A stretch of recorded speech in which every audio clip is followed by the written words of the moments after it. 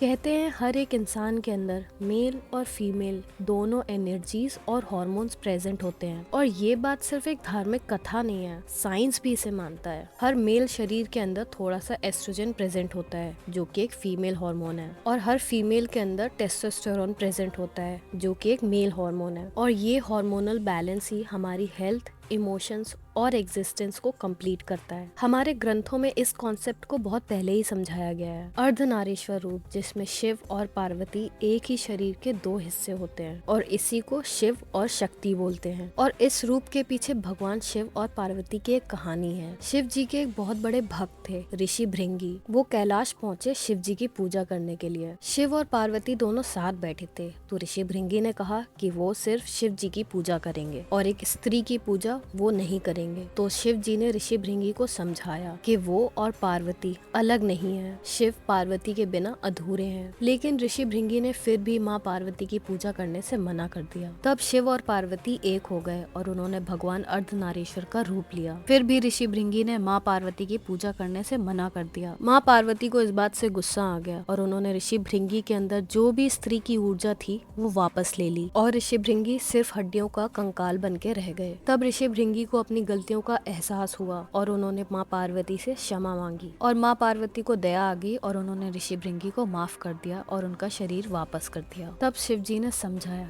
इस दुनिया में कोई भी आदमी सिर्फ आदमी नहीं होता और कोई भी स्त्री सिर्फ स्त्री नहीं होती। हर एक के अंदर दूसरे का एक हिस्सा होता है, और ये दोनों एनर्जीज को रिस्पेक्ट करने वाले ही एक खुशहाल जिंदगी जीते हैं। तब ऋषि भृंगी को ये बात समझ में आई और उन्होंने अर्धनारीश्वर रूप की पूजा करी। ये कहानी हमें समझाती है कि अर्धनारीश्वर रूप सिर्फ एक रूप नहीं है, बल्कि एक इटर्नल ट्रुथ है कि हर इंसान के अंदर दोनों एनर्जीज हैं, और जब हम इस बैलेंस को समझकर जीना सीखते हैं तभी जिंदगी पूरी लगती है।